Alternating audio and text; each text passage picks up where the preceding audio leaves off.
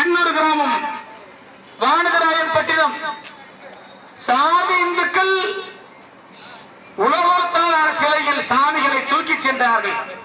பறையர் சமூக மக்கள் பார்த்தார்கள். ஏன் உலோகத்தால் அவர்கள் மட்டும்தான் சிலைகளை தூக்க வேண்டுமா, சாமிகளை செய்ய வேண்டுமா? நம்மிடம் பணம் கிடையாதா, நம்மிடம் பொருளாதாரம் கிடையாதா? நாமும் செய்வோம் உலோகத்தால் சிலை என்று வெண்கலத்தால் சாமி சிலையை செய்து அவர்கள் பல்லக்கில் தூக்கினார்கள். பொறுத்துக் கொள்ளாத சாதி வரியர்கள் அங்கே சாலை முழுவதும் தடுத்து அந்த ஊர்வலத்தை தடை செய்தார்கள். மாவீரர் டி.எம். மணி அவர்களுடைய காதுகளுக்கு செய்தி எட்டுகிறது. அங்கிருந்து படையோடு புறப்பட்டு மாவீரன் டி.எம். மணி வந்தார். தடுத்தவர்கள் பறந்து விட்டார்கள். அத்தனை பேர் மீதும் வன்கொடுமை தடுப்பு சட்டத்தின் கீழ் வழக்கு பதிவு செய்யப்பட்டது. சிறைக்கு அனுப்பப்பட்டார்கள். அதே போலத்தான் சோழமாதேவி கிராமம். அங்கே ஊராட்சி மன்ற தலைவராக ஒரு பறையர் சமுதாயத்தைச் சேர்ந்தவர் மருத்துவர் அருண இளையவர்களுடைய தந்தையார் ஊராட்சி மன்ற தலைவராக வெற்றி பெற்றார். வெற்றி பெற்றது முதல் அந்த ஊராட்சி மன்ற தலைவருடைய இருக்கையில் அவர் அமர முடியவில்லை. வாக்களித்தது இந்த மக்கள், வெற்றி பெற்றது பறையர் சமுதாயத்தை சேர்ந்தவர். ஆனால் அவரை அமர வைப்பதற்கு அங்கே இருக்கக்கூடிய சாதி வெறியர்களுக்கு மனம் கிடையாது. ஆனால் மாவீரர் டி.எம். மணி வந்தார். அத்தனை பேர் மீது வழக்கு பதிவு செய்யப்பட்டது. எந்த பறையர் சமுதாயத்தை சேர்ந்த ஊராட்சி மன்ற தலைவர் அந்த நாற்காலியில் அமர முடியாதோ அந்த நாற்காலியில் அவர் அமர வைக்கப்பட்டார். அதுதான் வரலாறு. ஆக எங்கள் சொந்த போராட்டத்தின் மூலம் இந்த மண்ணில் எங்கள் உரிமைகளை நாங்கள் பெற்றெடுத்திருக்கிறோம். எங்களுக்கான உரிமைகளை இங்கே இருக்கக்கூடிய திராவிட முன்னேற்ற கழகம் பெற்றுக் கொடுக்கவில்லை. அண்ணா திராவிட முன்னேற்ற கழகம் பெற்றுக் கொடுக்கவில்லை. இங்கே பல்வேறு கட்சிகளை நடத்தி கொண்டிருக்கிறார்களே, சேரிகளில் கொடிகளை ஏற்றிக் கொண்டிருக்கிறார்கள். எந்த கட்சியும் இந்த சேரிக்காரன் பாதிக்கப்பட்டால் அந்த மக்களை காப்பாற்றினார். ஆக அதன் தொடர்ச்சியாகத்தான் 30 ஆண்டுகளுக்கு பிறகு மாவீரன் டி.எம். மணியின் மகன் புரட்சி மணி இந்த மண்ணிற்கு வந்திருக்கிறேன். இது ஒரு வரலாற்று சம்பவம். எந்த காரணத்திற்காக மாவீரன் டி.எம். மணி இந்த மண்ணிற்கு வந்து சாதி ஒடுக்குமுறைகளை கலைந்தாரோ, சாதி வெறியர்களுக்கு பாடம் புகட்டினாரோ, அதே காரணத்திற்காகத்தான் இந்த புரட்சி மணியும் இந்த மண்ணில் காலடி எடுத்து வைத்திருக்கிறேன். 2 ஆண்டுகளுக்கு முன்பாக இதே சோழமாதேவி கிராமத்தைச் சேர்ந்த இளைஞர்கள் அங்கே இருக்கக்கூடிய கொள்ளிடத்தில் வீடு கட்டுவதற்கு மணல் அள்ளினார்கள். அந்த கொள்ளிடத்தில் எல்லா சாதிகளைச் சேர்ந்தவர்களும் மணல் அள்ளலாம்.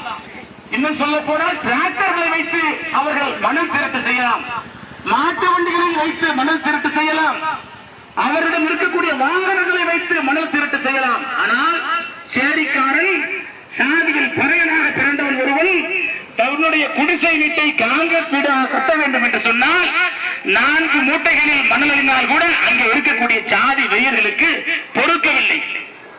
ஆக மணல் அள்ளிய அந்த 3 இளைஞர்களை 30க்கும் மேற்பட்ட சாதி வெறியர்கள் சோழமாதேவி கடை வீதியில் அடித்தார்கள். செய்தி என் காதுகளுக்கு வந்தது. என் தந்தையை போல இந்த மண்ணிற்கு நான் வரவில்லை. அங்கிருந்து காவல் கண்காணிப்பாளருக்கு பேசினேன், டிஎஸ்பிக்கு பேசினேன், ஆய்வாளருக்கு பேசினேன். இன்றைக்குள் அடித்தவர்கள் மீது வன்கொடுமை தடுப்பு சட்டத்தின் கீழ் வழக்கு பதிவு செய்யவில்லை என்று சொன்னால் இங்கே காவல் நிலையத்தில் நீங்கள் இருக்க மாட்டீர்கள் என்று அங்கிருந்தான் எச்சரித்தேன். அடித்த அத்தனை பேர் மீது வழக்கு பதிவு செய்தார்கள். ஊரை விட்டே அவர்கள் ஓடி போனார்கள். இதோ தம்பி ஹரிகரன் இருக்கிறார். எப்படி எனக்கு அறிமுகம்? அவர் ஊருக்கு அருகே இருக்கக்கூடிய கொள்ளிடத்திற்கு இவர்கள் செல்லுகிற சாலையை முட்களை வெட்டி போட்டு பறையர் சாதியை சேர்ந்தவர்கள் கொள்ளிடத்திற்கு செல்லக்கூடாது என்று ஏதோ இவர்கள் சம்பாதித்த கொள்ளிடம் போல அடைத்து வைத்தார்கள். தம்பியை ஒரே ஒரு புகைப்படம் எடுத்து எனக்கு அனுப்பு என்று சொன்னேன். புகைப்படம் எடுத்து எனக்கு அனுப்பினார். இவரையும் நான் காவல் நிலையத்திற்கு செல்ல சொல்லவில்லை, நானும் காவல் நிலையத்திற்கு வரவில்லை. நேரடியாக எஸ்பிக்கு அனுப்பினேன். 1 மணி நேரத்திற்குள் நீங்கள் அந்த கிராமத்திற்கு செல்லவில்லை. வந்தார்கள். எந்த சாதி வெறியர்கள் முட்களை வெட்டி போட்டார்களோ அத்தனை பேரும் அந்த முள்ளை அவர்களே எடுத்து ஓடோடி போனார்கள். ஆக இந்த மக்களுக்கு நேர்ந்திருக்கக்கூடிய கொடுமைகளை நீக்கக்கூடியவர்கள் இந்த சமுதாயத்தில் பிறந்தவர்கள் மட்டும்தான் இந்த சமுதாயத்தினுடைய பிரச்சனைகளை தன்னுடைய பிரச்சனையாக எடுத்துக் கொள்ள முடியும். இதுவரை தமிழகத்தை ஆண்டு கொண்டிருக்கக்கூடிய திமுகவாக இருக்கட்டும், அண்ணா திமுகவாக இருக்கட்டும், ஏறத்தாழ சுதந்திரம் பெற்று 76 ஆண்டுகள் ஆகிறது. 50 ஆண்டுகளுக்கு மேலாக இந்த நாட்டை ஆள்கிறார்கள். ஆனால் இன்றும் கூட உழைப்பவனுக்கு நிலம் இல்லை என்ற கோரிக்கையை வைத்திருக்கிறோம். படிக்கிற பள்ளிக்கு முன்பாக மதுக்கடைகளை வைத்திருக்கிறார்கள் இந்த மானம் கெட்டவர்கள். இந்த பள்ளியில் ஏதோ பழைய சமுதாயத்தைச் சேர்ந்த பிள்ளைகள் மட்டும்தான் படிக்கிறார்களா? இங்கே இருக்கக்கூடிய அத்தனை சாதிகளைச் சேர்ந்த பிள்ளைகளும் படிக்கிறார்களே, அந்த பிள்ளைகள் கெட்டு போய்விட மாட்டார்களா? 40 வயதில் குடிக்க ஆரம்பித்தோம் என்று புள்ளிவிவரம் சொல்கிறது. இன்று 13 வயதைச் சேர்ந்த மாணவர்கள் குடிக்கிறார்கள் என்று புள்ளிவிவரம் சொல்கிறது. ஆக 40 வயதில் குடித்த இந்த சமுதாயத்தை சேர்ந்தவர்களை 13 வயது துவங்கும் முன்பே குடிக்க வைத்ததுதான் இந்த திராவிட கட்சிகளுடைய சாதனை. வேற என்ன சாதனை இருக்கிறது? உழைப்பவனுக்கு நிலம் கொடுத்திருக்கிறீர்களா? நாங்கள் குடியிருப்பதற்கு வீட்டு மனை கொடுத்திருக்கிறீர்களா? எங்களை அடித்தவர்களை, துன்புறுத்தியவர்களை, வெட்டியவர்களை, வீழ்த்தியவர்களை, எங்கள் மீது தீண்டாமை கொடுமைகள் செய்வதன் மீது வழக்கு பதிவு செய்திருக்கிறீர்களா? எதுவும் கிடையாது. காலம் காலமாக நாம் போராடி கொண்டிருக்கிறோம். இதோ இந்த மண்ணில் 30 ஆண்டுகளுக்கு முன்பாக எங்களை போன்று போராடியவர்கள் தான் இன்று அப்துல் மாலிக் என்ற பெயரில் இருக்கிறார்கள், அப்துல் ரஹ்மான் என்ற பெயரில் இருக்கிறார்கள், முகமது கனி என்ற பெயரில் இருக்கிறார்கள். இவர்கள் எல்லாம் இந்த பகுதியைச் சேர்ந்தவர்கள் தான். மாவீரன் ஆறுமுகம் ஜெயங்கொட்டத்தின் அசைக்க முடியாத ஒரு ஆளுமையாக இந்த இயக்கத்தில் இருந்தார். மாவீரன் ஆறுமுகம் வந்தால் அந்த பகுதியில் கலவரம் உருவாகும், உருவான கலவரம் அடங்கி போகும் என்ற நிலையில் மிகப்பெரிய தளபதியாக நாங்கள் உருவாக்கி வைத்திருந்தோம். அத்தனை பேரும் இந்த அரசியல் கட்சிகளால் பலிவாங்கப்பட்டார்கள். ஆக சாதி கொடுமைகளுக்கு எதிராக 30 ஆண்டுகளுக்கு முன்பாக என்னை போன்றே இந்த மண்ணில் நின்று போராடிய சக்திவேல் அவர்கள் தான் இன்று முகமது மாலிக் என்று தன்னுடைய இந்த கேடுகட்ட இந்து மதத்தை தலைமூழ்கி விட்டு இஸ்லாத்தினுடைய மதத்தை ஏற்றிருக்கிறார். குலஞ்சி என்பவர் தான் இந்த கேடுகட்ட சாதியும் வேண்டாம், தீண்டாமையும் வேண்டாம், வன்கொடுமையும் வேண்டாம் என்று அப்துல் ரஹ்மான் என்று மாறி இருக்கிறார். நாகூரான் மகன் கருணாநிதி என்பவர் தான் இந்த கேடுகட்ட சனாதன கும்பலிடம் மாட்டிக்கொண்டு காலம் காலமாக போராட வேண்டாம், காலடி எடுத்து வைக்கிற இடத்திலெல்லாம் இவர்கள் காலை பிடித்துக் கொண்டிருக்கிறார்கள், நீ படிக்க கூடாது, இந்த சாலையில் நடக்க கூடாது, நீ நாகரிகமாக இருக்கக்கூடாது என்று ஒவ்வொரு கட்டத்திலும் இந்த சாதி இந்துக்களிடம் மாட்டி வலைபட வேண்டாம் என்று நாகூரான் மகன் கருணாநிதி முகமது கனியாகிவிட்டார். ஆக இந்த கேடுகட்ட சாதியவாதிகள் 30 ஆண்டுகளுக்கு முன்பாக என்ன மனநிலையில் இருந்தார்களோ அதே மனநிலையில் தான் இன்றும் இருக்கிறார்கள். 2 நாட்களுக்கு முன்பாக என் அன்பு தம்பி ஹரிகரனும் அவரோடு சில தம்பிகளும் இங்கே இந்த ஆர்ப்பாட்டத்திற்கான வேலை செய்த பொழுது எதிர்க்கே வந்த ஒரு சாதி இந்த இளைஞன் குடிபோதையில் வெட்டி விடுவேன், குத்தி விடுவேன் என்று சொல்கிறார்களாம். என்ன பாவம் செய்தார்கள் இந்த மக்கள்? உங்களுக்கு என்ன கொடுமை செய்தார்கள்? உங்கள் நிலங்களை நாங்கள் தான் பறித்துக் கொண்டோமா? உங்கள் அதிகாரத்தை நாங்கள் தான் பிடிக்கிக் கொண்டோமா? உங்கள் நிலங்களை நாங்கள் தான் ஏமாற்றிக் கொண்டோமா? உங்கள் குடிகளை நாங்கள் தான் கெடுத்தோமா? உங்கள் தாடிகளை நாங்கள் தான் அறுத்தோமா? அறுத்தவனிடமெல்லாம் நீங்கள் கைகட்டிக் கொண்டு அவர்களுடைய காலடியை தொட்டு கும்பிட்டுக் கொண்டிருக்கிறீர்கள். காலம் காலமாக உழைத்த இந்த மக்கள் மீது உங்களுக்கு எதற்காக இவ்வளவு வன்மம்? ஆக எங்களுக்கு நிலம் கிடையாது, உங்கள் நிலங்களில் தான் உழைக்கிறோம். உழைப்பவனுக்கு நிலம் வேண்டும் என்று சொன்னால் இந்த நிலங்கள் யாரிடம் இருக்க வேண்டும்? இந்த கட்டிடங்களை யார் கட்டியது? இந்த சாலைகளை யார் போட்டது? இங்கே மாட மாளிகைகளாக கூட கோபுரங்களாக எழுப்பப்பட்டிருக்கிறது. அவ்வளவு கட்டிடங்களையும் மாளிகைகளையும் யார் எழுப்பியது? எந்த பார்ப்பான் எழுப்பினான்? எந்த வெள்ளாளன் எழுப்பினான்? எந்த சாதியை சேர்ந்தவன் எழுப்பினான்? யாரும் எழுப்பவில்லை. மழை பொழிந்தாலும் பொழியாவிட்டாலும், வெயில் அடித்தாலும் அடிக்காவிட்டாலும், உணவு கிடைத்தாலும் கிடைக்காவிட்டாலும் மாடாய் உழைத்து இந்த நாட்டிற்கு சேவை செய்தவன் இந்த சேரிக்காரன். ஆனால் எந்த சேரிக்காரனுக்கு ஒட்டுமொத்த சமுதாயமும் நம்பிக்கையாக இருக்க வேண்டுமோ, நன்றி கடன்பட்டு இருக்க வேண்டுமோ, அந்த சேரிக்காரனை நாளொரு வேலையும் பொழுதொரு வண்ணமும் நீங்கள் வதைத்துக் கொண்டிருக்கிறீர்கள் என்று சொன்னால் நிச்சயமாக எதிர்காலத்தில் எங்களுடைய எதிர்கால தலைமுறை இப்படி இருக்காது. எங்களை போன்று அவர்கள் உங்களிடம் அறிவார்ந்து பேசிக் கொண்டிருக்க மாட்டார்கள். சாதியை கடைபிடிக்காத சாதி இந்துக்களுடைய வாரிசுகள் எதிர்காலத்தில் எங்களுடைய வாரிசுகளோடு மாபெரும் யுத்தத்தில் வீழ்கிறோம் என்று பகிரங்கமாக நாங்கள் எச்சரிக்கிறோம். உங்கள் சிந்தனையை மாற்றிக் கொள்ளுங்கள். இல்லையே உங்களுக்கு மாபெரும் யுத்தம் இந்த மண்ணிலே காத்துக் கொண்டிருக்கிறது. புரட்சியாளர் அம்பேத்கரை கொள்கை தலைவராக ஏற்றுக்கொண்ட நாங்கள் அறிவார்ந்து மட்டும் செயல்பட்டால் சொல்லி சொல்லி பார்த்துக் கொண்டிருக்கிறோம். நீங்கள் கேட்க மாட்டீர்கள். எங்களுடைய அடுத்த தலைவரையும் உங்களிடம் சொல்லிக் கொண்டிருக்காது. அடித்தால்தான் உங்களுக்கு புரியும் என்றால் அந்த அடியை கொடுப்பதற்கு எங்கள் அடுத்த தலைவரை தயாராக இருக்கிறது. ஆக சாதி இந்துக்கள் சிந்தனையை மாற்றிக்கொள்ள வேண்டும். இந்த அரியலூர் மாவட்டத்தை எடுத்துக் கொள்ளுங்கள். எவ்வளவு கிராமங்கள், கிட்டத்தட்ட 200க்கு மேற்பட்ட கிராமங்கள் இருக்கிறது. ஒவ்வொரு கிராமத்திலும் சேரிக்காரன் ஊருக்கு வர முடியாது. அங்கே இருக்கக்கூடிய முடிவெட்டும் கடையில் முடிவெட்ட முடியாது. அங்கே இருக்கக்கூடிய கோயிலுக்குள் அவன் செல்ல முடியாது. நாகரிகமாக உடை உடுத்தி அவன் செல்ல முடியாது. அதிகார சிந்தனை இதுதான் சிந்தனை. ஆக இந்த சிந்தனைகளை எல்லாம் இங்கே திமுக காரணம் கைவிடவில்லை, அண்ணா திமுக காரணம் கைவிடவில்லை, இங்கே இருக்கக்கூடிய கம்யூனிஸ்ட் கட்சி காரணம் கைவிடவில்லை, இங்கே நாம் தமிழர் கட்சி இருந்தால் நாம் தமிழர் கட்சி காரணம் கைவிடவில்லை. அவன் எந்த சாதி எந்த கட்சி இருந்தாலும் அவன் சிந்தனைக்குள் இருக்கக்கூடிய சாதி வெறிகளை கைவிடவில்லை.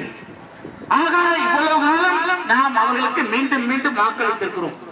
ஆக இருப்பதற்கு வீடு கிடையாது, வீட்டு மனை கிடையாது, உழுவதற்கு நிலம் கிடையாது, படிப்பதற்கு கல்வி பள்ளிக்கூடத்திற்கு செல்ல முடியாது. அங்கேயும் சாதி கொடுமை. ஆக இவ்வளவு கொடுமைகளையும் தாண்டி அவனுக்கு செய்வதற்கு வேலை கிடையாது, நடப்பதற்கு சாலை கிடையாது. அவன் மீது எண்ணற்ற சாதி கொடுமைகள் ஒவ்வொரு நாளும் நடைபெற்றுக் கொண்டிருக்கிறது. இவையெல்லாம் எப்படி மாறுவது? இங்கே வைத்திருக்கக்கூடிய தாய்மார்கள், என் அன்பு தம்பிக்கு சிந்திக்க வேண்டும். நமக்கு ஒரு பிரச்சனையா இரண்டு பிரச்சனையா? இதோ இந்த சாலை இப்படி இருக்கும். சேரிக்கு சென்றால் சேரிக்காரன் சாலை ஒத்தையடி பாதை போல இருக்கும். இதோ இந்த கூழாட்டு குப்பம் என்ற ஒரு கிராமம் இருக்கிறது. இருளர் கிராமத்தை சேர்ந்த மக்கள், அந்த மக்கள் நடக்கிற பொது சாலையை அங்கே இருக்கக்கூடிய முன்னாள் ஊராட்சி மன்ற தலைவர் என்ற பொறுக்கி அடைத்து வைத்திருக்கிறார். காவல்துறைக்கு பகிரங்கமாக எச்சரிக்கை விடுக்கிறேன், வருவாய்த்துறைக்கு பகிரங்கமாக எச்சரிக்கை விடுக்கிறேன். கூழாட்டு குப்பத்திற்கு சென்று எங்கள் இருளர் பழங்குடி மக்கள் நடந்து சென்றிருக்கக்கூடிய அந்த பாதைகளை நீங்கள் திறந்து விடவில்லை என்று சொன்னால் இந்த சாலைகளில் எந்த காரும் போகாது, இந்த சாலையில் யாரும் நடக்க முடியாது, எந்த வாகனமும் போகாது, எவனும் இந்த கடை வீதிக்கு வர முடியாது. காலம் காலமாக உங்களுக்கு உழைத்திருக்கிறார்கள் எங்கள் மக்கள். எங்கள் மக்கள் நடக்கிற பாதைகளை அங்கே இருக்கக்கூடிய முன்னாள் ஊராட்சி மன்ற தலைவர் என்ற பொறுக்கி அடைத்து வைத்திருக்கிறான். உங்கள் கவனத்திற்கு கொண்டு சென்று வந்திருக்கிறோம். ஒவ்வொரு கிராமத்திலும் இப்படித்தான் எங்கள் சேரி மக்களை, பறையர் மக்களை இந்த சாதி வரி பொறுக்கிகள் கொடுமை செய்து கொண்டிருக்கிறார்கள். அதனால்தான் என் அன்பு தம்பி ஹரிஹரன் இவ்வளவு தூரம் ஆதரப்பட்டார். ஆக இவையெல்லாம் தீர்க்க வேண்டும் என்று சொன்னால் ஒவ்வொன்றுக்கும் நாம் போராடி கொண்டிருக்க முடியாது. இந்த போராட்டத்தை நடத்த வேண்டும் என்று சொன்னால் கூட இந்த காவலர்கள் 1 மணி நேரத்திற்குள் நீங்கள் நடத்திக் கொள்ள வேண்டும் என்று சொல்கிறார்கள். இவ்வளவு கடமை தவறாத உங்களுடைய பொறுப்பு சாதி வெறியர்களிடம் மத வெறியர்களிடம் இருந்திருந்தால் இந்த நாடு ஜனநாயக பூமியாக மாறி இருக்கும். சாதி வெறியர்களிடம் பம்முவது, சாதி வெறியர் தவறு செய்தால் அவன் தவறை மறைப்பதற்கு அவனுக்கு உடந்தையாக இருப்பது, அவனை காப்பாற்றுவதற்கு சமாதானம் பேசுவது. ஆக சாதி வெறியர்களிடம் பம்முவது, அடித்தட்டு உழைக்கும் மக்களிடம் நீங்கள் உங்கள் வீரத்தை காட்டுவது, அவர்களுக்காக போராட்டம் நடத்தினால் 1 மணி நேரத்தில் போராட்டத்தை முடித்துக் கொள்ளுங்கள் என்று சொன்னால் உங்களுக்கு யார் இப்படிப்பட்ட சட்டங்களை, யார் இப்படிப்பட்ட அறிவுரைகளை வழங்கி இருக்கிறார்?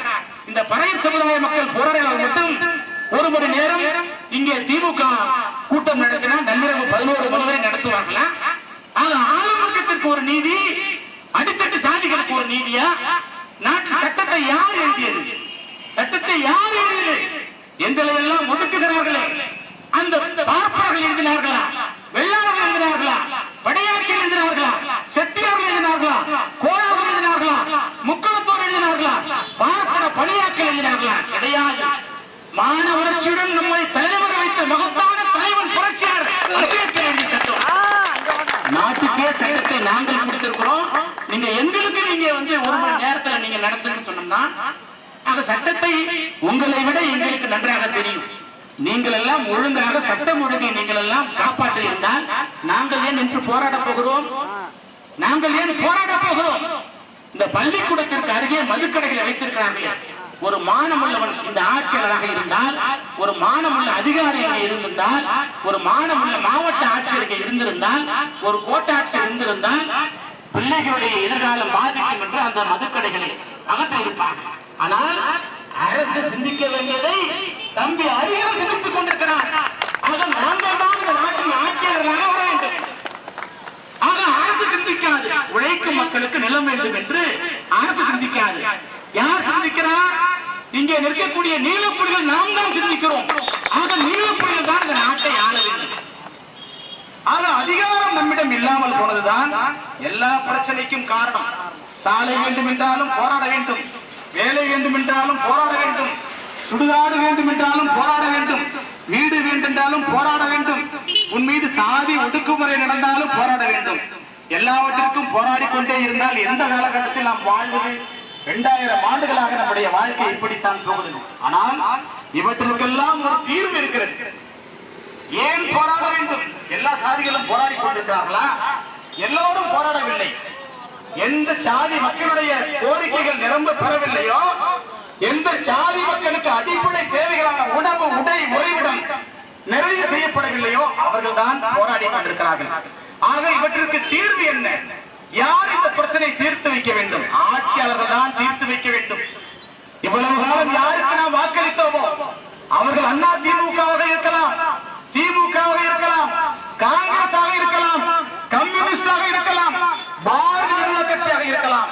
ஆனால் 15 தேர்தல்களில், சட்டமன்ற பாராளுமன்ற தேர்தலில் மாறி மாறி நம்முடைய வாக்குகளை அவர்களுக்கு செலுத்தியிருக்கிறோம். ஆனால் எவன் நம்முடைய பிரச்சனையை தீர்த்தான்? எவன் நமக்கு நிலம் கொடுத்தான்? நிலம் கொடுக்கவில்லை என்றாலும் பரவாயில்லை, நம்முடைய நிலங்களை எல்லாம் திருடி கொண்டார்கள். 12 லட்சம் ஏக்கர் பஞ்சமி நிலம். தமிழகத்தில் எந்த சாதிக்கும் இவ்வளவு பெரிய நிலம் கிடையாது. 12 லட்சம் ஏக்கர் பஞ்சமி நிலங்கள் நம்முடைய நிலங்களை இந்த சாலை நடக்கக்கூடாது எந்த கோரிக்கை சொல்கிறானோ, எந்த அதிகாரி இவர்களுக்கு நிலம் தரக்கூடாது என்று சொல்கிறானோ, அந்த புறம்போக்குகள் எல்லாம் இந்த சேரி மக்களுடைய பஞ்சமி நிலங்களை மீட்டுக் கொண்டார்கள். கோயில் நிலத்தை எவனும் திருட முடியாது.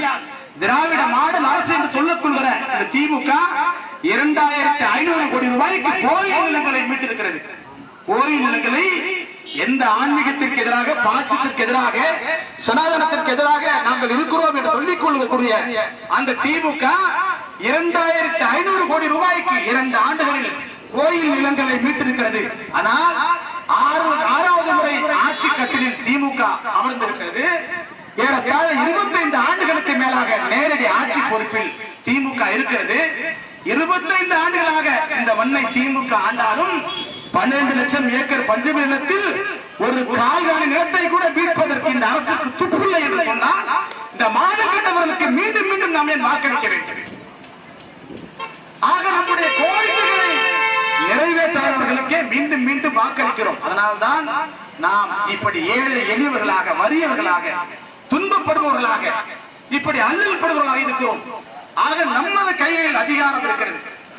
புரட்சியாளர் மாவோ சொல்வான், துப்பாக்கி குழலிலிருந்து அதிகாரம் கிடைக்கிறது என்று சொல்வான். எவன் ஒருவன் ஆயுத போராட்டம் செய்கிறானோ அந்த ஆயுத போராட்டம் செய்பவன் அவன் துப்பாக்கிகளில் இருந்துதான் ஆட்சி அதிகாரம் கிடைக்கும் என்று சொல்வான். ஆனால் இந்தியாவை பொறுத்தவரை நீ துப்பாக்கி எடுக்க வேண்டியதில்லை, வெடிகுண்டு வீச வேண்டியதில்லை, நீங்கள் அறிவால் எடுக்க வேண்டியதில்லை, நீங்கள் ஆயுதங்கள் எடுக்க வேண்டியதில்லை. உங்கள் கைகளில் அதைவிட வலிமையான ஒரு ஆயுதத்தை புரட்சியாளர் அம்பேத்கர் கொடுத்திருக்கிறார். அதுதான் வாக்குரிமை. உன்னுடைய வாக்கை உனக்காக போடும். இந்த அரியலூர் மாவட்டத்தில் மொத்த மக்கள் தொகை எவ்வளவு தெரியுமா? 7.5 லட்சம் பேர். 7 லட்சம் பேர் இந்த அரியலூர் மாவட்டத்தில் மக்கள் தொகை இருக்கிறார்கள், எல்லா சாதிகளையும் சேர்த்து. அதில் பறையர்கள் மட்டும் எத்தனை பேர் தெரியுமா? 2 லட்சம் பேர் பறையர்கள். 25% பேர் பறையர்கள். 25% பறையர்களும் பறையர்களுக்காக வாக்களித்தால் இங்கே சட்டமன்ற உறுப்பினரும் நாமாகத்தான் இருப்போம், பாராளுமன்ற உறுப்பினரும் நாமாகத்தான் இருப்போம், மாவட்ட கவுன்சிலர், ஒன்றிய கவுன்சிலர், ஊராட்சி மன்ற தலைவர், ஏன் வார்டு கவுன்சிலர் உட்பட ஒட்டுமொத்த அதிகாரமும் இந்த சேரி மக்களும் தான் இருக்கும். ஆனால் நாம் 200 ரூபாய்க்கு ஒரு பிரியாணி பொட்டலத்திற்கு முதலாளி சொன்னால் மாற்றி போட முடியாது என்ற நன்றி உணர்வை வைத்துக் கொண்டு 10 பேர் திமுகவுக்கு போடுவது, 10 பேர் அண்ணா திமுகவுக்கு போடுவது, 10 பேர் பாஜகவுக்கு போடுவது, 10 பேர் பாட்டாளி மக்கள் கட்சிக்கு போடுவது என்று சேரி வாக்குகளை சிதறடித்துக் கொண்டிருக்கிறோம். நீங்க பாருங்க, இங்க இருக்கக்கூடிய எந்த சேரிக்கு செல்லுங்கள், அந்த சேரியில் எல்லா கொடிகளும் பறக்கிறது. அங்கே திமுக அதிமுக மட்டுமல்ல, இந்த மக்களுக்கு மிக பெரும் எதிரியாக இருக்கக்கூடிய பாரதிய ஜனதா கட்சியுடைய கொடி பறக்கிறது. ஏன் பாட்டாளி மக்கள் கட்சி கொடி கூட பறக்கிறது. எந்த கட்சி தமிழகத்தில் ஆரம்பிக்கப்பட்டாலும் அந்த சேரி இந்த கட்சிக்கு எடிபடியாக சேரியில் ஏஜென்ட்கள் கிடைக்கிறார்கள்.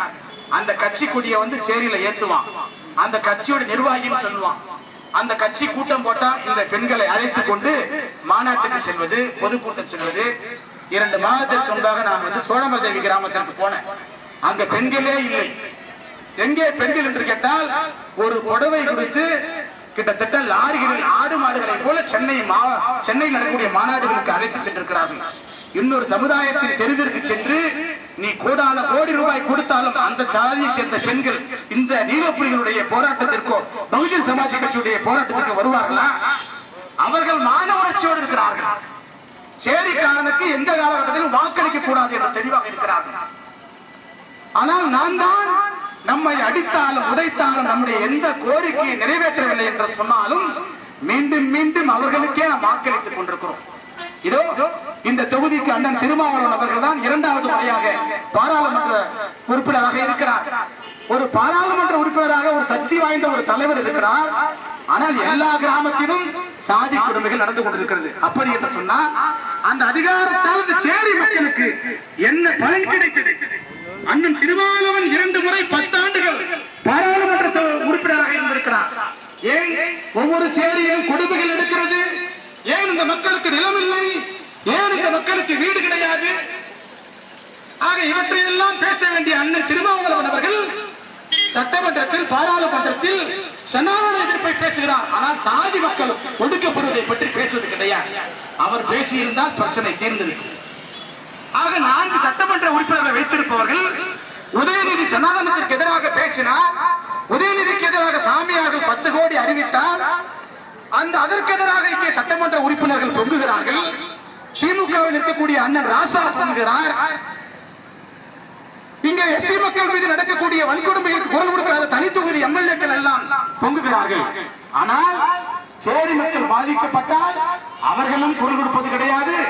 இந்த மக்களுடைய வாக்குகளை பெற்று சட்டமன்ற பாராளுமன்றத்தில் சென்ற நீங்களும் குரல் கொடுக்கவில்லை என்று சொன்னால் எப்படி நம்முடைய பிரச்சனை தீர்வது? இன்றைக்கு நேற்றைக்கு உள்ள பிரச்சனையா? 2000 ஆண்டுகால யுத்தம். ஊர் சேரி எப்படி வந்தது? ஊர்க்காரன் சேரிக்காரனை ஏன் எதிரியாக பார்க்கிறான்? ஊர்க்காரன் அவன் படையாட்சியாக இருக்கட்டும், உடையாராக இருக்கட்டும், தேவராக இருக்கட்டும், எந்த சாதியாக இருக்கட்டும், சேரிக்காரனை பார்த்தால் ஏன் அவருக்கு கோபம் வருகிறது? அந்த ஊர் தெருக்காரன் காவலராக கூட இருக்கலாம், எஸ்ஐயாக இருக்கலாம், இல்லை விஓவாக இருக்கலாம், இல்லை தாசில்தாராக இருக்கலாம்.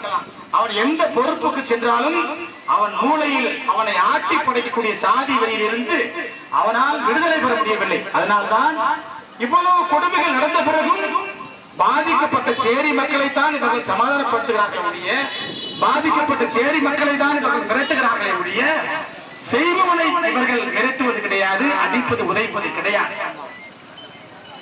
ஆக காவல்துறை ஆட்சியாளர்கள் அத்தனை பேரும் நமக்கு எதிராக இருக்கிறார்கள். இவையெல்லாம் மாற வேண்டும் என்று சொன்னால் ஆட்சி அதிகாரத்திற்கு நாம் வர வேண்டும். ஆக திமுக ஆண்டது போதும் அதிமுக வர வேண்டும், அதிமுக ஆண்டது போதும் திமுக வர வேண்டும், பாரதிய ஜனதா ஆண்டது போதும் காங்கிரஸ் வர வேண்டும், காங்கிரஸ் ஆண்டது போதும் பாஜக வர வேண்டும் என்று ஆட்சியாளர்களை மாற்ற வேண்டியது நம்முடைய தேவையில்லை. நாமே ஆட்சியாளர்களாக மாறுவதுதான் நம்முடைய லட்சியம். நாம ஆட்சியாளர்களாக மாறும், நாம ஆட்சியாளர்களாக மாறணும். அதிகாரம் எப்படி வருகிறது? நீங்கள் எல்லாம் ஓட்டு போட்டால் அதிகாரம் வரும். இங்க யார் எம்எல்ஏவாக இருக்கிறார், யார் ஊராட்சி மன்ற தலைவராக இருக்கிறார், அத்தனை பேர் எப்படி வந்தார்கள்? நீங்கள் எல்லாம் ஓட்டு போட்டதால் அவர்கள் வந்தார்கள். ஆக அந்த ஓட்டை நமக்கு நாமே போட்டுக் கொண்டால் நாம் அதிகாரத்துக்கு வர முடியும் அல்லவா? இனிவரும் காலத்தில் சேரி மக்களுடைய ஓட்டுகள் இது யாருக்கும் கிடையாது. சேரி மக்களை ஆள்வதற்குத்தான் சேரி மக்கள் ஓட்டு போட வேண்டும். அதை நெஞ்சு நின்று செல்லுங்க. உங்கள் வாக்குகளை பெற்றவர்கள் எல்லாம் இன்னும் 20 தேர்தல் நடந்து 100 ஆண்டுகள் கடந்தாலும் உங்கள் பிரச்சனைகளை ஒருபோதும் தீர்க்க மாட்டார்கள். ஆக சேரி மக்களுடைய பிரச்சனையை சேரி மக்களே போராடிதான் தீர்க்க வேண்டும். நீங்கள் உங்கள் ஊரில் இருக்கக்கூடிய ஆண்டைகளையோ நில உடைமையாளர்களையோ பண்ணையாளர்களையோ நீங்கள் நம்பி இருக்கக்கூடாது. இன்னும் சொல்ல போனால் அயோக்கியர்கள் அவர்கள். சமூக நீதியின் மீது காலம் காலமாய் உழைக்கிற உங்கள் மீது எல்லளவும் அக்கறையற்ற அயோக்கியர்கள். இந்த சாதியிலும் பல அயோக்கியர்கள் இருக்கிறார்கள். அந்த அயோக்கியர்கள் என்ன செய்வார்கள் தெரியுமா? தேர்தல் வந்தால் அவர்களுக்கு ஓட்டு போட சொல்லி உங்களிடம் வந்து பேரம் பேசுவார்கள். அவன் 10,000 ரூபாய் பணத்தை வாங்கி உங்களுக்கு 200 ரூபாய் கொடுப்பார்கள். புரட்சியாளர் அம்பேத்கர் இந்த வாக்குரிமையை படாத பாடுபட்டு வாங்கி கொடுத்தார். இன்று இந்தியாவில் உங்களை ஒடுக்குகிற எந்த சாதியாக இருக்கட்டும், எந்த மதமாக இருக்கட்டும், அத்தனை பேரும் இந்த மண்ணில் வாக்களிப்பதற்கு அடிப்படை காரணம் காந்தியோ நேருவோ கிடையாது, புரட்சியாளர் அம்பேத்கர் வாங்கி கொடுத்த அந்த வாக்குரிமை தான் காரணம். நாம் வாங்கி கொடுத்த வாக்குரிமை பெற்றுக்கொண்டு நமக்கு எதிராக 75 ஆண்டு காலம் நம்மை ஒடுக்கிக் கொண்டிருக்கிறார்கள், நம்மை வறுமையில் ஆட்படுத்திக் கொண்டிருக்கிறார்கள். ஆக இவற்றையெல்லாம் மாற்ற வேண்டும் என்று சொன்னால் நாம் ஆட்சி அதிகாரத்திற்கு வர வேண்டும். அதுதான் தீர்வு. ஆக அதிகாரம் என்பது வானத்திலிருந்து கீழே குதித்தால் தான் கிடைக்கும் என்று கிடையாது.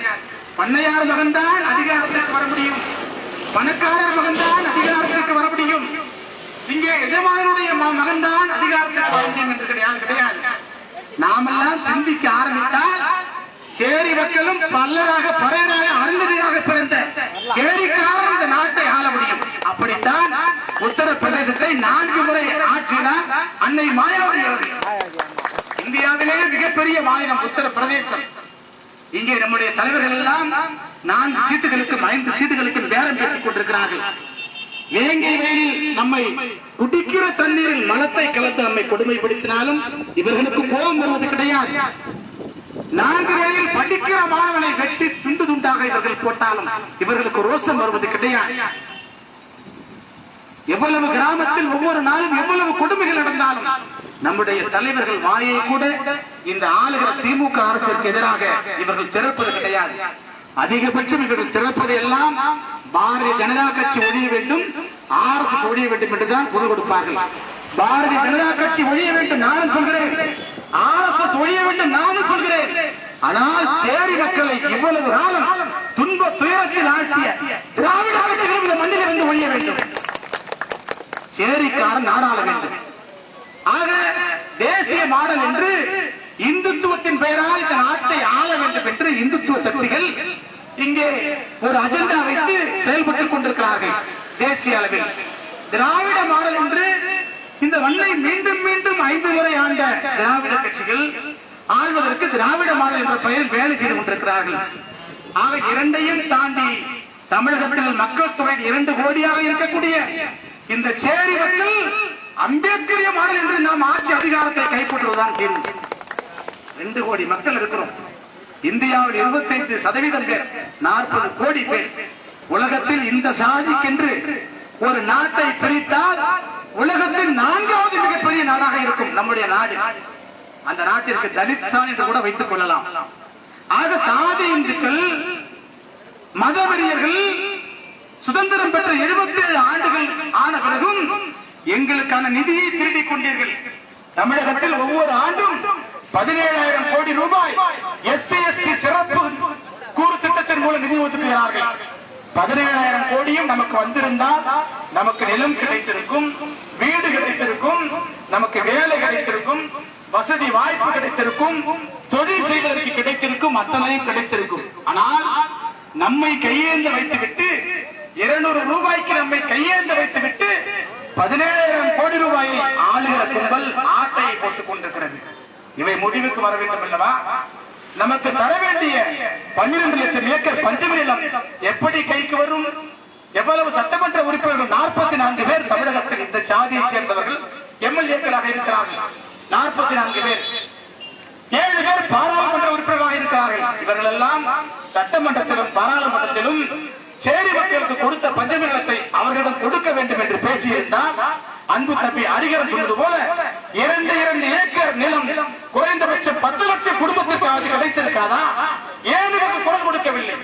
குரல் கொடுத்தால் அடுத்த தேர்தலில் கிடைக்கக்கூடிய 4 சீட்டும் கிடைக்காது, அடுத்த தேர்தலில் கிடைக்கக்கூடிய 2 சீட்டும் கிடைக்காது. ஆக அடுத்த சாதிகாரன் சேலத்தோடு நடந்து கொள்கிறார் என்று சொன்னால் அது ஒரு நியாயம் இருக்கிறது. காலம் காலமாக இந்த மக்களை வஞ்சிக்கக்கூடிய பண்ணையார்கள், சாதி வெறியர்கள் இந்த மக்களுடைய பிரச்சனையை பேசவில்லை என்று சொன்னால் அதில் கூட ஒரு நியாயம் இருக்கிறது. ஆனால் இந்த மக்கள் மத்தியில் பிறந்து 44 சட்டமன்ற உறுப்பினராக 7 பாராளுமன்ற உறுப்பினர்களாக சட்டமன்றத்திற்கும் பாராளுமன்றத்திற்கும் சென்றிருக்கக்கூடிய இவர்கள் பேசவில்லை என்று சொன்னால் எதிரிகளை விட ஆபத்தானவர்கள் இந்த துரோகிகள். அதுதான் நாம் புரிந்து கொள்ள வேண்டியது. ஆக நாம் அதிகாரத்திற்கு வர வேண்டும். மதுக்கடைகள் இங்கே இருந்தால் என்ன, இல்லை என்றால் என்ன சொன்ன, எந்த கட்சிக்கும் வராத கோபம் ஏன் தம்பி ஹரிகரனுக்கும் அவருடைய தம்பிகளுக்கும் வருகிறது? இந்த சமுதாயத்தை நாங்கள் நேசிக்கிறோம்.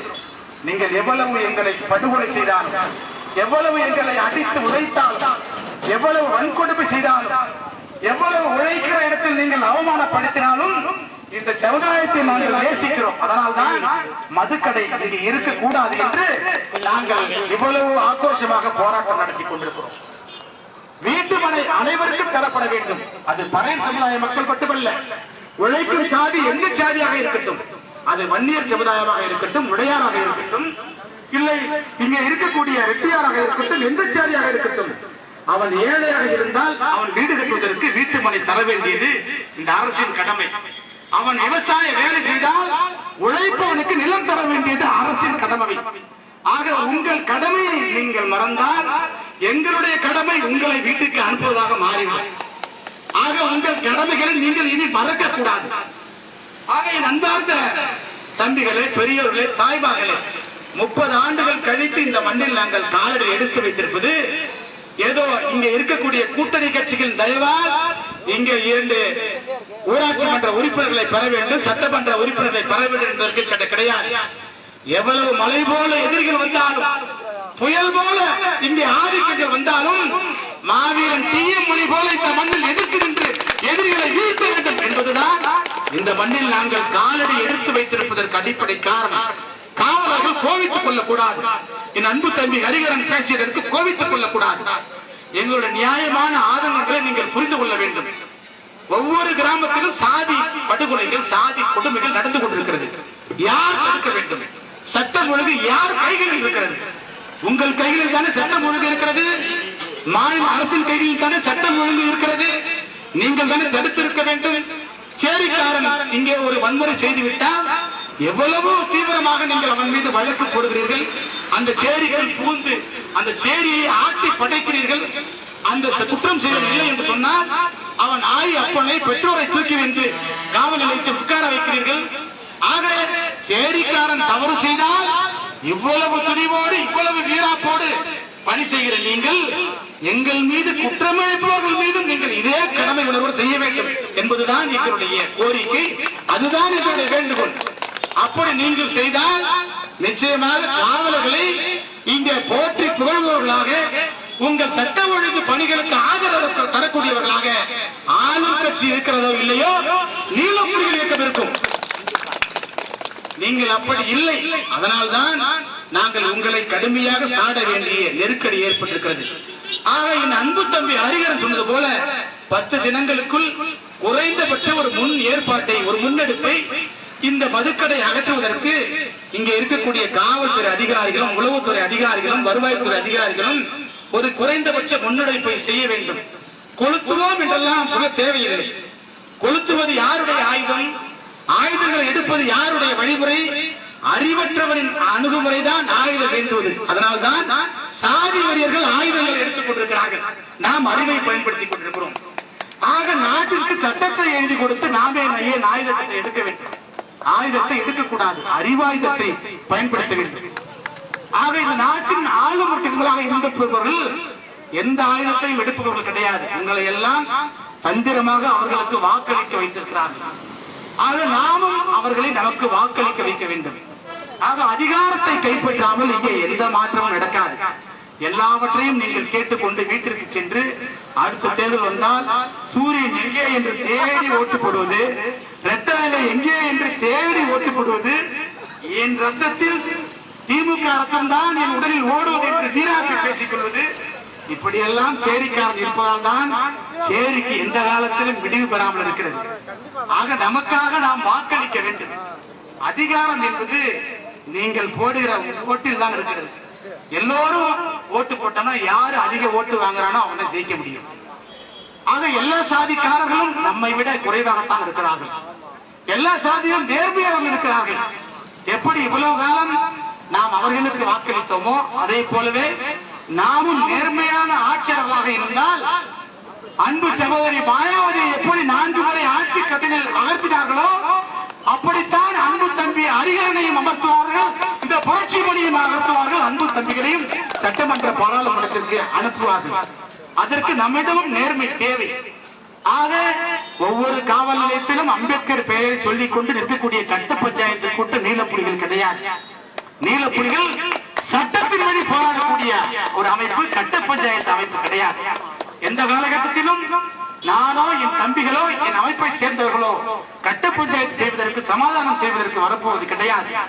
இதோ 2020 ஏறத்தாழ 6 வன்கொடுமை வழக்குகளை இந்த தாப்பூர் காவல் நிலையத்தில் நான் போட்டிருக்கிறேன். எவ்வளவு இந்த வழக்குகளை பதிவு செய்வதற்கு 15 நாட்கள் ஆகும். பாதிக்கப்பட்டிருப்போம்.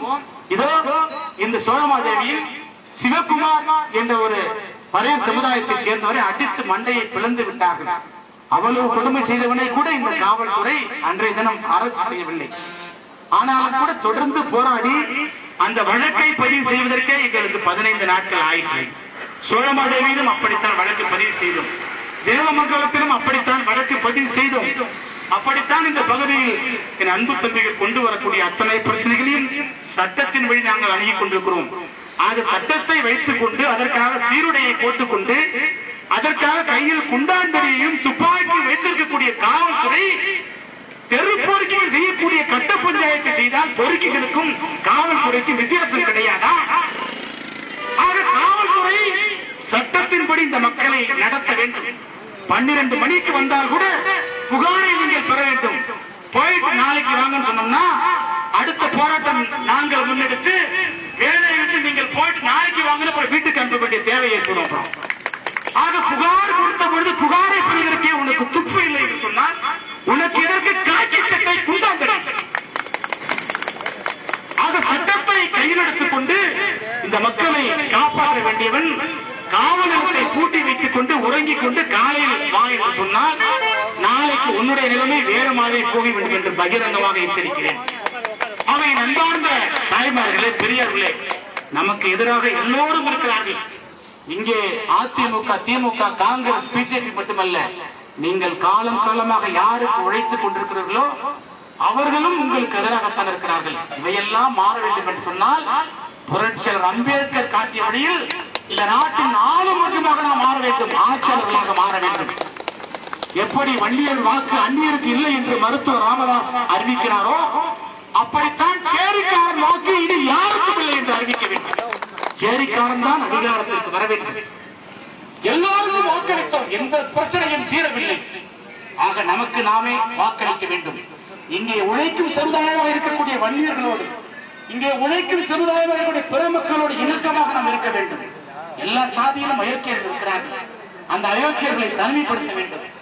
ஒரு ஒட்டுமொத்த சாதி நமக்கு எதிராக நாம் நிறுத்தக்கூடாது.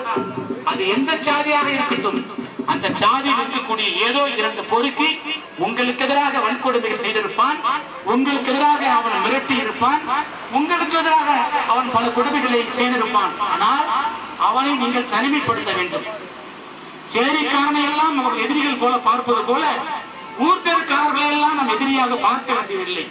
புரட்சியாளர் அம்பேத்கர் இந்த மண்ணில் அனைவருக்கும் வாக்குரிமையை பெற்றுக் கொடுத்தது போல, அனைத்து பெண்களுக்கும் சொத்துரிமையை பெற்றுக் கொடுத்தது போல, அனைத்து பெண்களுக்கும் விவாகரத்து பெறக்கூடிய உரிமையை பெற்றுக் கொடுத்தது போல, அனைத்து பெண்களுக்கும் தத்தெடுத்துக் கொள்ளும் உரிமையை கொடுத்தது போல, நாம் அனைத்து சமூகத்திற்குமான ஆட்சியாளர்களாக மாறுவதுதான் தீர்வு. அதற்கு சாதி கடந்து சிந்திக்க வேண்டும். ஆக எல்லா சாதிகளும் நம்மை ஏற்றுக்கொள்ளும் வகையில் நாம் நேர்மையாக நடந்து கொள்ள வேண்டும். அதற்காக நம்முடைய உரிமைகளை விட்டுக் கொடுக்க கூடாது. ஆக அந்த அடுத்த சாதிக்காரன் கோபித்துக் கொள்வான். ஆகவே நாம் அடங்கி ஒடுங்கிக் கொள்வோம் என்று சொன்னால் அவனை விட மானக்கேரன் அடிமை யாரும் கிடையாது. ஆக அடிமை உலகிலிருந்து வெளிவர வேண்டும். எல்லோரும் மனிதர்கள் தான். மற்ற சாதிக்காரர்களுக்கு என்ன 3 மடங்கு தெம்பு பிறப்பிலேயே வைத்து கொடுக்கப்பட்டிருக்கிறதா? சேரிக்காரனுக்கு என்ன உடலில் சக்தியே கிடையாதா? கிடையாது, அப்படி கிடையாது.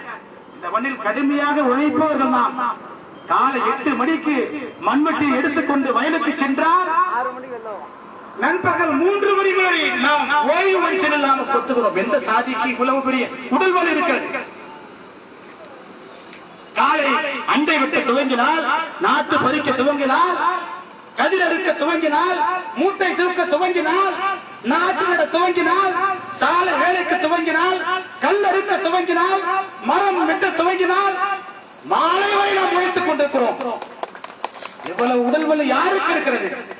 எல்லோரும் உழைக்காமல் வீட்டில் உட்கார்ந்து கொண்டு தொலைக்காட்சியை பார்த்துக் கொண்டிருக்கிற பொழுது என் சேரி பெண்கள் தான் வயலிலும் வாய்க்காலிலும் வயலிலும் உழைத்துக் கொண்டிருக்கிறார்கள். ஆக நமக்குத்தான் வலு அதிகமாக இருக்கிறது. ஆக யாருக்கும் நாம் சளைத்தவர்கள் அல்ல. அறிவாற்றலில் கூட இந்தியாவிற்கு ஒரு சட்டம் தேவைப்பட்ட பொழுது எந்த சாதிக்கும் அந்த சட்டத்தை எழுதக்கூடிய தெம்பு திராணி திறன் இல்லாத போது இந்த சிவகாதியில் பிறந்த புரட்சியாளர் அம்பேத்கருக்கு தான் அந்த திறமை இருந்தது. நாட்டையே ஆள முடியாது என்று சொன்ன பொழுது இந்தியாவிலேயே மிகப்பெரிய மாநிலமான உத்தரப்பிரதேசத்தை மாறி மாறி 4 முறை ஆட்சி செய்யக்கூடிய திறமை அன்னை மாயாவதிக்கு தான் இருக்கிறது, நமக்கு தான் இருக்கிறது. இதோ தமிழக மண்ணில் அயோத்திதாச பண்டிதர், இரட்டைமலை சீனிவாசன், MC ராஜா போன்ற எண்ணற்ற ஆளுமைகளை கொண்ட சமூகம் என்ற பழைய சமுதாயம், பட்டியல் சமுதாயம். ஆக இவ்வளவு அறிவார்ந்த சமுதாயத்தை தேர்தலுக்கு பிச்சை எடுக்கும் கூட்டமாக மாற்றி வைத்திருக்கிறார்கள் இந்த மாநில அரசியல் கட்சிகளும் அவர்கள் கூட்டணி பேசிக் கொண்டிருக்கக்கூடிய ஏஜென்ட்களும். ஆக இவற்றையெல்லாம் நாம் தூக்கி போட்டுவிட்டு நாம் பகிரங்கமாக ஆட்சி அதிகாரத்திற்கு நாம் வருவதற்கு தயாராக வேண்டும். ஊர்ல பஞ்சாயத்து நடத்துவாங்க. ஒரு சாதி இருந்து எந்த சாதிக்காரனும் சேரிக்காரனை அடித்தால் பஞ்சாயத்து யார் செய்வார்? சேரி நடக்குமா? நடக்காது. எவன் அடித்தாலும் அந்த ஊரில் இருக்கக்கூடிய நாட்டமை பஞ்சாயத்துக்காரன் கூட்டு அனுப்புவான். அங்கே இருக்கக்கூடிய ஊராட்சி மன்ற தலைவர் கூப்பிட்டு அனுப்புவார். அங்கே போய் நிற்க வேண்டும். யார் உன்னை அடித்தார்? அடித்தவன் சுற்றி அத்தனை பேரும் அடித்தவன் இருப்பார்கள். அங்கே அவன் அடித்ததற்கான காரணத்தை சொல்ல வேண்டும். அடித்தவனை கைகாட்ட வேண்டும். இவற்றையெல்லாம் செய்வதற்கு அவனுக்கு தைரியமே வராது. ஏனென்று சொன்னால் அவர்கள் இடத்திற்கு இவனை அழைத்து சென்று விடுவார்கள். ஆக வாக்களிப்பது என்பது அப்படியா? எல்லோரும் சுற்றி அமர்ந்து கொண்டு உங்களை வாக்களிக்க சொல்கிறார்களா? நீங்கள் மீண்டும் மீண்டும் திமுகவிற்கே ஓட்டு போடுகிறீர்களே, மீண்டும் மீண்டும் ரெட்டலைக்கே குத்துகிறீர்களே, அம்மாவை விட்டால் எங்களுக்கு வேறு நாதியா என்று சொல்கிறீர்களே, அம்மாவை விட்டால் உங்களுக்கு வேறு நாதி என்று சொல்லக்கூடாது, அம்பேத்கரை விட்டால் உங்களுக்கு வேறு நாதி என்று நீங்க நினைக்கணும். அம்மா எத்தனை பேர் ஆட்சி இருக்கிறார்? கருணாநிதி எத்தனை பேர் ஆட்சி இருக்கிறார்? ஸ்டாலின் ஆட்சி அதிகாரத்திற்கு வந்திருக்கிறார். நம்மை விட மக்கள் தொகையில் எண்ணிக்கை சிறுபான்மையாக இருக்கக்கூடிய எல்லா ஜாதிகளும் ஆட்சி அதிகாரத்திற்கு வந்து விட்டார்கள். நாட்டின் மக்கள் தொகையில் 4 ஒரு பங்காக இருக்கக்கூடிய 2 கோடி பேராக இருக்கக்கூடிய அரியலூர் மாவட்டத்தில் 2 லட்சம் பேராக இருக்கக்கூடிய இந்த சேரிக்காரர் மட்டும் நாளால் முடியாது என்று இவர்கள் சிந்தனைக்குள் மீண்டும் மீண்டும் அடிமை சிந்தனையை விதைத்து வைத்திருக்கிறார்கள். ஆக துணிவாக நீங்கள் இந்த அதிகாரத்தை கைப்பற்ற வேண்டும். இல்லை இந்து மதத்தை விட்டு வெளியேறிப்போம். புரட்சியாளர் அம்பேத்கர் சொன்னாரே, unfortunately I was born Hindu but I never die a Hindu என்று சொன்னார். இந்த மானங்கெட்ட மதத்தில் நான் தெரியாதனமாக பிறந்து விட்டேன். இந்த மதத்தில் பிறப்பதற்கான அந்த பிறப்பை தடுப்பதற்கான சக்தி என் கைகளில் கிடையாது. ஆனால் இந்த மானங்கெட்ட மதத்தில் நான் இருக்கும் போது இறக்க மாட்டேன் என்று புரட்சியாளர் அம்பேத்கர் அறிவித்தார். அப்படி இந்த மதத்தை விட்டு வெளியேறுங்க. அப்படி வெளியே போனவங்க தான் இன்னைக்கு சென்னையில் இருக்கக்கூடிய அப்துல் ரஹ்மான், முகமது கனி, முகமது மாலிக் போன்றவர்கள் எல்லாம் தொழில் துவங்கி அவர்கள் இந்த சாதி ஒடுக்குமுறையிலிருந்து, தீண்டாமை கொடுமையிலிருந்து விடுபட்டு சுதந்திரமாக வாழ்ந்து கொண்டிருக்கிறார்கள். ஆகவே அன்பார்ந்த சேரி சொந்தங்களே, நாமெல்லாம் நாடாளுதான் ஒரே தீர்வு. அரசியல் கட்சிகளுக்கு வாக்களிக்க சொல்லி எவன் வந்தாலும், அவன் சேரிக்காரனே வந்தாலும் அவனை செருப்பாலும் விளக்க மாட்டாலும் அடித்து விரட்டுகிறது. உங்களுக்கு சாலை அமைத்து தராதவனுக்கு இனி நீங்கள் வாக்களிக்க கூடாது. நீங்கள் வேலை செய்வதற்கு நிலம் உங்களுக்கு பெற்றுக் கொடுத்தவனுக்கு நீங்கள் வாக்களிக்க கூடாது. நீங்கள் சாதி கொடுமையால் பாதிக்கப்படுகிற பொழுது உங்களுக்கு ஆறுதல் சொல்லாதவனுக்கு நீங்கள் வாக்களிக்க கூடாது. உங்களுக்கு ஒரு அவமானம் வருகிற பொழுது அதை தட்டி கேட்பாதவனுக்கு நீங்கள் வாக்களிக்க கூடாது. ஆக மீண்டும் மீண்டும் நம்மை ஒடுக்கியவர்களுக்கே வாக்களிப்பதுதான் நாம் நம்முடைய எந்த கோரிக்கையும் நிறைவேறாமல் போனதற்கு அடிப்படை காரணம். ஆக ஆட்சி அதிகாரத்தை கைப்பற்றுவதுதான் நம்முடைய இறுதி நோக்கமாக இருக்க வேண்டும். அந்த அடிப்படையில் தான் இறுதியாக ஒரு முழக்கத்தை முன்வைத்து நான் விடைபெறுகிறேன். அஞ்சுவதை கெஞ்சுவதை நிறுத்துவோம், அற வலிமை மர வலிமை பெருக்குவோம், அரசியல் பொருளியல் பழகுவோம், ஆட்சி அதிகாரத்தை நாம் கைப்பற்றுவோம் என்று சொன்னவனாய் வாய்ப்பு தந்த இந்த அரியலூர் மாவட்ட என் சேரி சொந்தங்களுக்கு மனதார வாழ்த்துக்களை சொல்லி விடைபெறுகிறேன். ஜெய் பீம், ஜெய் பீம், ஜெய் பீம்.